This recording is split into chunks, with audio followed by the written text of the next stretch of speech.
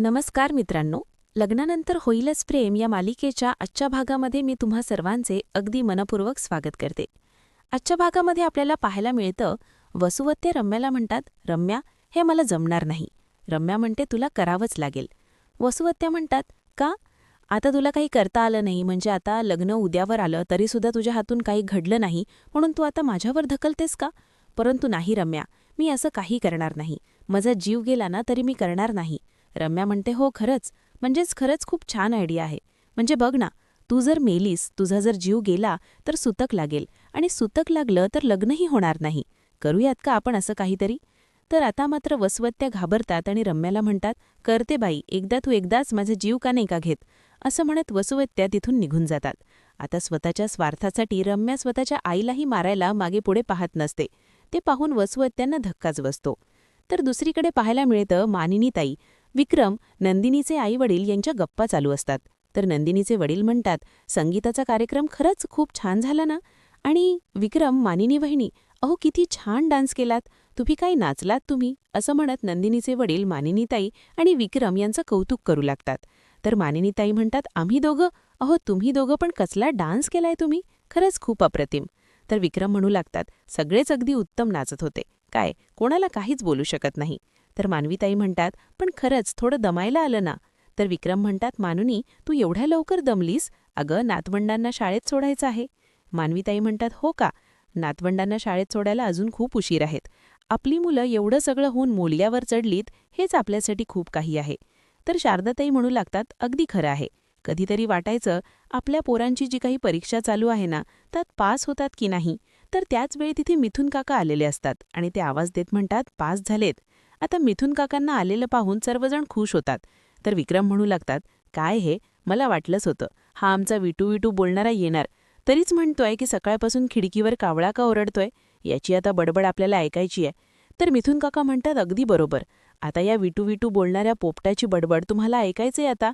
तर मी माझ्या मुलांना एवढ्या छान लग्नात तयार करणार आणि त्या लग्नाचा एवढा छान माहोल तर करणार आहे की सर्वजण म्हणायला पाहिजे, आय लाईक दिस. तर आता मानिनीताई म्हणतात, नाही, मला तर हे अजिबातच आवडलं नाहीये. काय हे मिथुन भाऊजी, मला सांगा, नेहमी तुम्ही फोनवर बोलता, परंतु आज मात्र कार्यक्रमासाठी उशिरा आलात. तर मिथुन काका म्हणतात, काय करणार, तू साड्यांचा बिझनेस, त्यासाठी राज्यभर फिरावं लागलं हो. पण मी विक्रमदादाच्या टचमध्ये होतो आणि आमची मन्नू, ती तर बसुदेवच्या टचमध्ये होती. आता सर्वजण हसू लागतात. तर मिथुन काका म्हणतात, पण काही म्हणा, उद्या आपल्या मुलांचं लग्न आहे. त्यांनी इतके चटके सोसलेत ना की त्याची भाकर त्यांना मिळायलाच हवी. खरंच त्यांनी त्यांचं प्रेम जिंकलं आहे आणि ते पाहून माझ्या डोळ्यांचा पाळणा फिटला आहे. आय लाईक दिस. तर मानिनकाई म्हणतात, आता सगळं काही व्यवस्थित पार पडू देत म्हणजे झालं. तर मिथुन काका म्हणतात, होणार, सगळं काही व्यवस्थित पार पडणार आणि आपल्या मुलांची लग्न निर्विघ्नपणे होणार. आणि आता तर मी आलोय ना, मग का घाबरताय? तसंही मी लग्नाला येणारच होतो आणि लग्नात कुठलंही संकट येणार नाही, तुम्ही का घाबरताय? तर विक्रम म्हणू लागतात, अगदी बरोबर. अरे मिथून, तू असताना संकटाची काय भिशात आहे? आजूबाजूला या वावरायची तरी. मानिनदाई म्हणतात, पण तुम्ही एकटेच आलात का? तर मिथुन काका म्हणतात, एकटा कसा येणार, मंजू आली आहे ना. तर मानिनीताई म्हणतात, बरं ठीक आहे. तर मिथुन काका म्हणतात, मुलीसुद्धा येणार होत्या, परंतु काय करणार ना, आता त्यांच्या परीक्षा सुरू आहेत म्हणून त्यांना येता आलं नाही. तर मानिनीताई म्हणतात, भाऊजी, अहो काय हे, थोडं अगोदर तरी यायचं होतं. म्हणजे बघा ना, मेहंदे, संगीत आणि सगळा कार्यक्रम पार पडला आणि आता तुम्ही आलायत भाऊजी. काय हे भाऊजी, तुम्ही त्या कार्यक्रमाला हजर असलं असता तर किती मज्जा आली असती.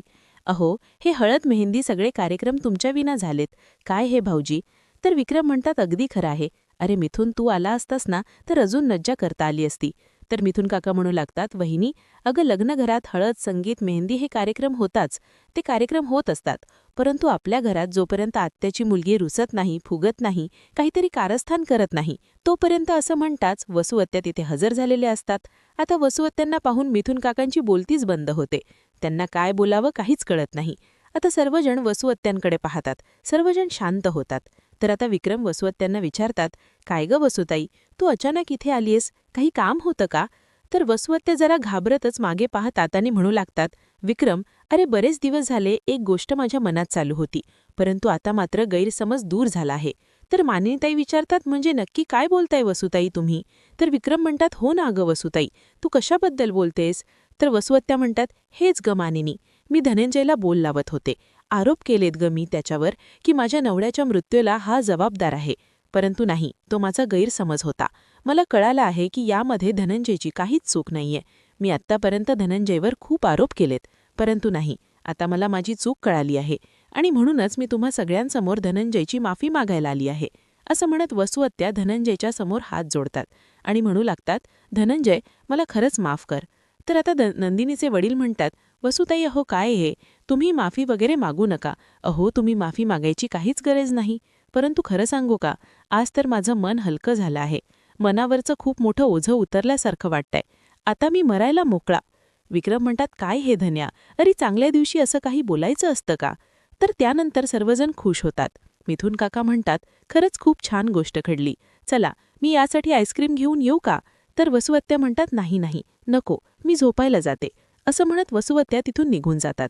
तर त्यानंतर मिथुन काका सर्वांना म्हणतात, बसा बसा, सगळेजण खूप इमोशनल झालात ना? तर सर्वजण बसतात, गप्पा सुरू होतात. तर विक्रम मिथुन काकांना म्हणतात, काय मग खबर वाहात? तर मिथुन काका म्हणू लागतात, ते चंदीगडला गेलो होतो ना, लेडीज सायकलचा कारखाना काढण्यासाठी, परंतु तिथे गेल्यानंतर जेंट्सचाच काढला ना, काय करणार? असं म्हणत त्यांच्या गप्पा रंगलेल्या असतात. तर दुसरीकडे वसुहत्या मनाशीच म्हणतात, रम्या, मी फक्त तू बोललीस म्हणून जाऊन मी त्यांची माफी मागली आहे, त्यांच्या समाधानासाठी. एवढंच नाही तर त्यांना आपल्यावर विश्वास बसावा यासाठी हे सगळे रम्या फक्त तुझ्या सांगण्यावरून मी केलं आहे. परंतु रम्या, याचा कुठेतरी फायदा होऊ देत. उद्यावर लग्न आले, काहीतरी धमाका कर ग रम्या. असं म्हणत वसुहत्या या चौघांकडे पाहू लागतात. तर दुसऱ्या दिवशी लग्नाची सगळी तयारी झालेली असते आणि मंडपात गडबड सुरू असते. नंदिनी आणि काव्यासाठी त्यांच्या लग्नातील शृंगारही आलेला असतो आणि मंडपात लग्नाची खूप घाई चालू असते, सगळी गडबड चालू असते. तर आता नंदिनीचे वडील गुरुजींना विचारतात, काही लागणार आहे का? तर त्याचवेळी तिथे गुड्डू असतो. गुड्डू म्हणू लागतो, मी आहे, जर त्यांना काही हवं असेल तर मी देईन. गुरुजी म्हणतात, याला सांगा, जर तुम्हाला काही कमी पडत असेल तर याला सांगा, हा सगळं काही आणून देईल. तर त्याचवेळी त्या ठिकाणी शारदाताई येतात. तर नंदिनीचे वडील विचारतात, काय झालं शारदा? तर शारदाताई म्हणू लागतात, अहो गौरी, पूजनासाठी 2 चौरंग हवेत, परंतु त्यांनी एकच दिला आहे. जरा जाऊन घेऊन या बरं. तर नंदिनीचे वडील म्हणतात, हो, मी कार्यालयातून घेऊन येतो, त्यांना कळवावं लागेल. असं म्हणत ते तिथून निघून जातात. सगळ्यांचीच लगबग चालू असते. तर मिथुन काकासुद्धा सगळं मॅनेज करत असतात. तर हारवाला त्यांना विचारतो, तुम्ही कोण आहात? तर मिथुन काका म्हणतात, मी मुलींचा मामा, मुलांचा काका, वहिनीचा दीर, या घरचा जावई, सर्व काही आहे. पण तुला काय करायचंय? तू तुझं काम केलंयस का? जा, तू तुझं काम पूर्ण कर. असं म्हणत मिथुन काकांनी एक एक जबाबदारी पूर्ण केलेली असते. तर इकडे मानिनीताई आशाला आवाज देतात आणि म्हणू लागतात, आशा, आपल्या रूममध्ये सेफ्टी पिण्यांचा बॉक्स आहे, त्यातल्या 2-3 सेफ्टी पिण्या जीवा आणि पार्थला आणून देशील का? तर आशाताई म्हणतात, हो, मी घेऊन येते. असं म्हणत आशाताई तिथून निघून जातात. तर इकडे मांदणीताई बाकी सगळी मॅनेजमेंट बघत असतात. तर त्याचवेळी विक्रम मांदणीताईंचा हात धरतात आणि त्यांना बाजूला ओढून घेतात. तर मानिनीताई म्हणतात, अहो काय करताय, लोक बघतात आपल्याकडे. तर विक्रम म्हणतात, कोणी बघत नाहीये ग मानिनी. तर मान्यताई म्हणतात, तुमचं काही बालिशपणा संपणार नाही. आणि मान्यनीताईंना विक्रम म्हणू लागतात, तो तर माझा कायमच असणार, कारण तूच इतकी गोड दिसतेस, मग काय करणार? तर मान्यताई म्हणतात, बसा, काय झालं सांगा बरं, तुम्ही का मला असं बोलावून घेतलं? तर विक्रम म्हणतात, तुझ्यासाठी खास. अगं, नवऱ्या मुलांची आई आणि विक्रम देशमुख याची बायको, गजऱ्याशिवाय छान दिसतेस का? हे बघ, तुझ्यासाठी मी गजरे घेऊन आलो आहे. असं म्हणत आता मानिनीताईंना ते गजरे दाखवतात. मानिनीताई म्हणतात, द्या बरं. तर विक्रम म्हणतात, नाही. असं म्हणत विक्रम स्वतःहून मानिनीताईंच्या डोक्यात गजरा मळत असतात. तर मानिनीताई म्हणतात, काय हो, एवढा वेळ कुठे होता, एवढी कामं राहिलीत आणि तुम्ही कुठे गेला होता? तर आता विक्रम म्हणतात, हे कारण तर मी तुझ्या डोक्यात मारतोय ते गजरे, त्याच्यासाठी तर गेलो होतो. अगं, तुझ्यासाठी गजरे आणले नाही तर कार्यक्रमाला शोभा कशी येणार? तर मान्यताई म्हणतात, तुमचं म्हणणं काही असतं. अहो, आपली दोन्ही मुलं मोठी सर आहेत, मुलांचं दुसऱ्यांदा लग्न होतंय, पण तुमचा बालिशपणा तसाच. तर विक्रम म्हणतात, मी काय म्हणतो मान्यनी, आपल्या मुलांसोबत आपण सुद्धा लग्न करूया का दुसऱ्यांदा? तर मान्यताई म्हणतात, काय? तर विक्रम म्हणतात, हो अगं, आजकाल आईवडिलांचं लग्न होणं हे फॅडच आहे ना. मग आपण सुद्धा जर आपली इच्छा असेल आणि आपल्याला हौस असेल तर आपल्या दोन्ही मुलांच्या आणि सुनांच्या कानावर हे बीज पेरू शकतो ना. त्यांचे कानावर टाकलं की ती मुलं आपोआप तयार होणार आहेत. मानिनीताई म्हणतात, नाही, तुम्ही असं काहीही करणार नाहीयेत. अहो, तुम्हाला कळत आहे का, आपल्या मुलांची दुसऱ्यांदा लग्न होणार आहेत, एवढं सगळं होऊन त्यांची लग्न होणार आहेत, मग तुम्हाला भीती नाही का वाटत? काहीतरी विचित्र घडेल तर कुठलंही विघ्न येईल याची भीती नाहीये का? तर विक्रम म्हणतात, नाही, अजिबात नाही. नाही.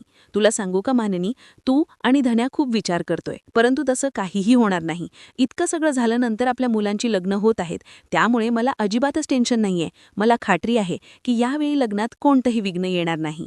मानिताई म्हणतात, बरं. असं म्हणत आता मानिनीताई तिथून निघून जात असतात. तर विक्रम पुन्हा एकदा मानिनीताईंचं कौतुक करत म्हणतात, खरंच खूप छान दिसतेस. मानिनीताई लाजतच तिथून निघून जातात. तर आता रम्या त्या ठिकाणी येते. रम्याच्या हातामध्ये मुंडावळ्या आणि गजरा असतो. रम्या तो गजरा मुठीत गच्च पकडते आणि तो खराब करतच ती हळूहळू एक एक पाऊल पुढे टाकते. आता कोणालाही कळू नये म्हणून रम्या तो गजरा हातात पकडूनच खराब करत असते. त्यातील फुलं कुस्करून टाकत असते. आणि इथे काव्यार्थ नाव लिहिलेलं असतं तिथे पाहत असते. वसुधा हे सगळं दृश्य पाहतात. रम्याचा राग वसुधांना कळत असतो. तर आता रम्याची नजर काही काव्यार्थ नावाकडून हटत नसते. त्यावेळी रम्याला गुरुजींचे शब्द आठवतात. गुरुजी रम्याला म्हणालेले असतात, मी तुझं लग्न बघतोय परंतु रम्याला पुढचा संकेत त्यांनी दिलेला नसतो. परंतु रम्याला असं वाटत असतं की हो, माझं आणि पार्थचं लग्न होणार. म्हणूनच काव्यार्थ हे नाव पाहून तिचा राग अनावर होत असतो. तिची चिडचिड होत असते आणि या सगळ्या गोष्टींचा राग रम्या तिच्या हातात असणाऱ्या फुलांवर काढत असते. तर दुसरीकडे पाहायला मिळतं पार्थ जीवाची तयारी करत असतो. तर जीवा म्हणू लागतो, अरे बडे भैया, काय चाललंय तुझं हे? अरे तुझं शुभ लग्न आहे, विसरलायस का तू? जा अगोदर तू तयार राहून ये, मी युगलला बोलवतो. असं म्हणत आता जीवा पार्थला तयार व्हायला सांगत असतो. तर पार्थ म्हणतो, जाऊ देत रे, अगोदर तुझी तयारी होऊ देत. तर आता जीवा खुर्चीवरून उठतो आणि पार्थला म्हणतो, नाही नाही बडे भैया, तुझी सुद्धा तयारी व्हायला पाहिजे, तू बस बरं. तर पार्थ म्हणतो, ऐक माझं, मी करीन तयारी, पण ऐक ना, आजचा दिवस आपल्यासाठी स्पेशल आहे. म्हणजे कोणीतरी आपली वाट बघतंय, कोणीतरी नटून आपल्यासाठी थांबलं आहे, कोणीतरी आयुष्यभरासाठी आपल्या आयुष्यात यावं, आपला हात हातात घ्यावं यासाठी तरसतंय, कोणीतरी आपल्या वाटेकडे डोळे लावून आहेत. हेच आपल्यासाठी खूप स्पेशल असतं आणि ही फिलिंग मी अनुभवली आहे. परंतु तुझी ही पहिलीच वेळ आहे आणि म्हणूनच म्हणतोय की ही तुझी पहिली वेळ स्पेशल झालीच पाहिजे. तर पार्थ पुढे जीवाला म्हणतो, मागच्या वेळी तू मला तयार केलं होतंस आणि यावेळी मी तुला तयार केलं. तर जीवा पार्थला म्हणतो, बडे भैया, असं म्हणत दोघेही खूप इमोशनल झालेले असतात. दोघेही खूप खुश असतात. तर दुसरीकडे पाहायला मिळतं पार्थप्रमाणेच आता मोठी बहीण म्हणून नंदिनी काव्याची तयारी करत असते. काव्याचा तो गोड लुक पाहून नंदिनी खुश होते आणि काव्याकडे पाहतच बसते. तर काव्या आता नंदिनीला म्हणते, ताई आता तू बस, मी तुला तयार करते. नंदिनी म्हणते, नाही काव्या, मला तुला तयार करायचंय आणि मी तर तयारच आहे ऑलरेडी. प्रश्न तर तुझा आहेस, तू तयार आहेस ना? असं म्हणत नंदिनी काव्याच्या गालावर हात ठेवत म्हणते, पार्थशी लग्न करायला तयार आहेस ना? आता मात्र नंदिनीचं असं बोलणं ऐकून पार्थच्या गालावरची कळी खुललेली असते. काव्या हसतच लाजतच नंदिनीला म्हणते, ताई अगं काय, पार्थ देशमुखांची लग्न म्हणजे तर नंदिनी काव्याकडे पाहते. तर काव्या नंदिनीला म्हणते, ताई खरंच सांगू का गं काव्या, माझ्या बहिणीचं लग्न मला असंच पाहायचं होतं. म्हणजे अगदी तिच्या मनासारखं, मानाचं आणि तिच्या आवडीचं. असं म्हणत असतानाही नंदिनीचे डोळे पाणावलेले असतात. तिच्या बहिणीच्या आयुष्यात येणारा हा अनमोल आणि सुखाचा क्षण पाहून नंदिनी खूप खुश असते. नंदिनी पुढे काव्याला म्हणते, काव्या, एक गोष्ट कायम लक्षात ठेव, दुःखाची आणि आनंदाची चव ही सारखीच असते आणि या सगळ्यात वेगळे असतो ते आपण. आणि हे क्षण सगळ्यात वेगळे आहेत काव्या. आणि म्हणूनच म्हणते की हे क्षण तुला अनुभवण्याची ही संधी आली आहे. मनापासून एन्जॉय कर. आणि हो, सगळ्यात महत्त्वाचं म्हणजे माझा विचार करू नकोस. आता मात्र काव्याचेही डोळे पाणवतात. आपल्या बहिणीने आत्तापर्यंत आपल्यासाठी ताई म्हणून केलेलं सर्व क्षण काव्याला आठवतात. आणि काव्याताई अशी हाक मारत लगेच नंदिनीला बिलगते, तिला मिठी मारते. तर दुसरीकडे जीवा आणि पार्थच्या गप्पा चालू असतात. आणि त्याचवेळी मिथुन काका मागून येत जीवाला मिठी मारतात. जीवा म्हणतो, नंदिनी. तर मिथुन काका म्हणतात, काय हे? तर पार्थही हसू लागतो. तर जीवा म्हणतो, मिथुन काका, अरे तू कधी आलायस? अरे बघ ना पार्थदादा, मला तर माझ्या लग्नातील सगळी जवळची माणसं भेटत आहेत. म्हणजे अगोदर गुड्डू आला आणि आता मिथुन काका. थँक्स देवा. तर आता मिथुन काका म्हणतात, ते सगळं जाऊ देतच, परंतु पार्थ मला एक सांग, याला सती मिठी मारली तरी नंदिनीच आठवतीये का? तर पार्थ म्हणतो, अरे मिथुन काका, साधा त्याच्या गाल्यावरून हात फिरवलास ना, अशी बोटं जरी फिरवलीस तरी तो नंदिनी नंदिनी अशीच हात मारणार आहे. तर जीवा म्हणतो, बडे भैया तू सुद्धा. तर मिथुन काका म्हणतात, बरं ते सगळं ठीक आहे, चला राजांनो लवकर तयार व्हा. पोरी तर नट्टापट्टा करून तयार झाले आहेत आणि तुम्ही पट्टापट्टा तयार व्हा. तर पार्थ म्हणतो, काका आम्ही तर रेडीच आहोत. तर जीवा म्हणतो, किती दिवसापासून? असं म्हणत दोघेही हसू लागतात. मिथुन काका म्हणतात, बरं आता चला मग झटकन अभ्यास आणि पटकन पास. असं म्हणत मिथुन काका तिथून निघून जातात. तर दुसरीकडे नंदिनी आणि काव्या दोघेही खूप भावूक झालेले असतात.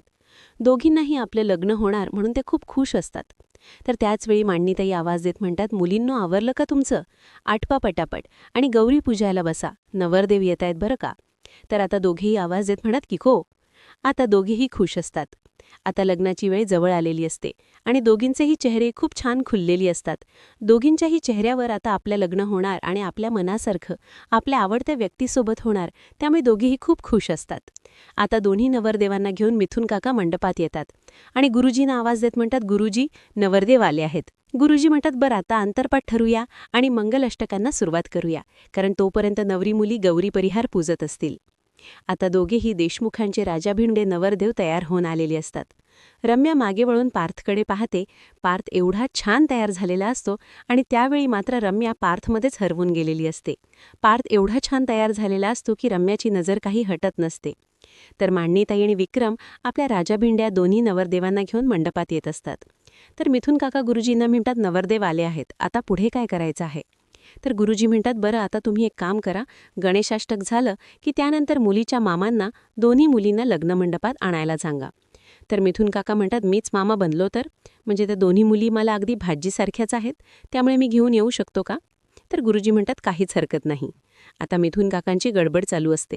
ते युगलला आवाज देत म्हणतात, युग आता आपल्याला अंतरपाठ धरायचा आहे, त्यामुळे तू कुठेही जाऊ नकोस. युग म्हणतो, नाही क्या बात आहे, म्हणजे आता मामा भाच्यांची जोडी अंतरपाठ धरणार आहे. तर मिथुन काका म्हणतात, चल चल बाकीचे पण कामं आहेत, असं म्हणत मिथुन काका तिथून निघून जातात.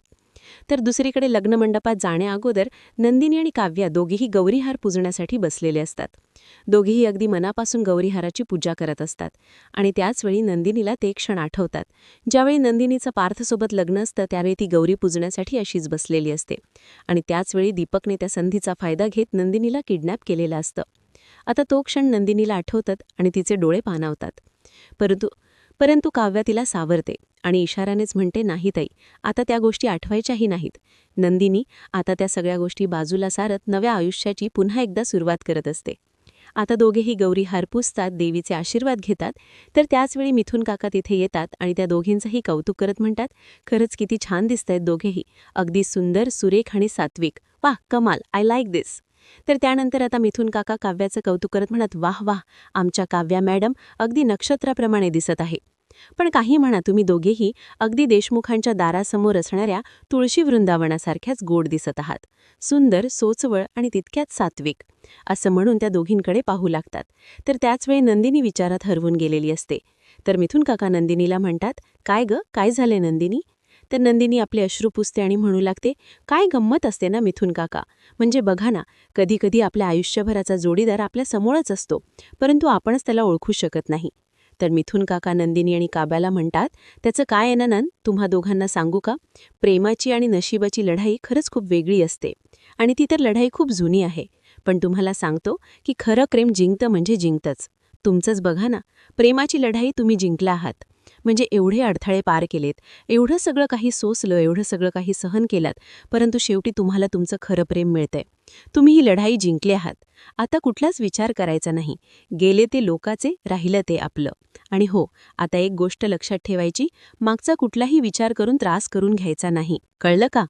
तर काव्या म्हणते, नाही मिथुन काका, तसं नाहीये, परंतु मागच्या गोष्टींचा आम्ही विचार वगैरे करत नाही आहोत. परंतु हे तर आठवतच ना की मागच्या वेळी ज्यावेळी लग्न झालं होतं, म्हणजे हे सगळं काही असंच माहोल होता, त्यावेळी बरीच माणसं दुखावली गेली होती, बऱ्याच जणांना खूप वाईट वाटलं होतं, बऱ्याच वाईट गोष्टी घडून गेल्या होत्या. आता मात्र नंदिनी शांतच होते, कारण नंदिनीला तिच्या आयुष्यात घडलेले ते वाईट क्षण आजही आठवत असतात. तर काव्या पुढे म्हणते, पण आज जे काही घडतंय त्यामुळे सर्वच जण खरंच खूप खुश आहेत, आम्ही सुद्धा खूप खुश आहोत. तर मिथुन काका म्हणतात, 1000% तुम्ही खुश असायलाच हवं, कारण तुम्ही नशिबाच्या पुढे झुकला नाहीत, तर नशिबाला तुमच्यासमोर झुकवलं आहे. कारण तुमच्या आयुष्यात आलेला प्रत्येक प्रसंग, तुमच्या प्रेमाची परीक्षा तुम्ही पार केली आहे, त्यात तुम्ही यशस्वी उत्तीर्ण झाला आहात, यशस्वी पास झाला आहात आणि तुमचं खरं प्रेम तुम्हाला मिळालं आहे. त्यामुळे तुम्हाला आनंदी राहण्याचा आणि ते प्रेम मिळवण्याचा हक्क आहे, 100% आहे. तर मिथून काका पुढे म्हणतात, झालं, मी तर इथे गप्पा मारतच बसलोय. मी काय सांगायला आलो होतो, अगं पोरींनो, मी तुम्हाला न्यायला आलो आहे, तुमचा मामा म्हणून. आणि हो, तुम्ही आता लवकर चला, नाहीतर तिथे सगळेजण माझा मामा करतील.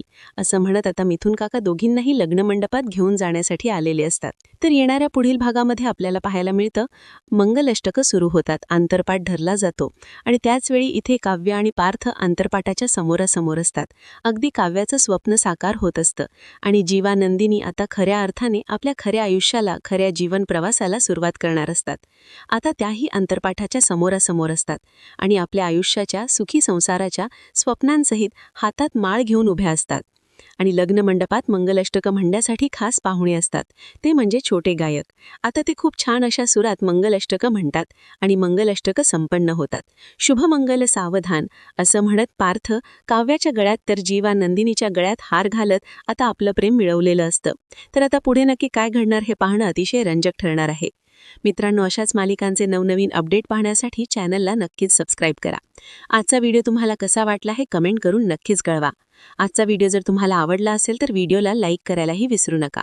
व्हिडिओ पाहिल्याबद्दल तुम्हा सर्वांचे अगदी मनःपूर्वक धन्यवाद.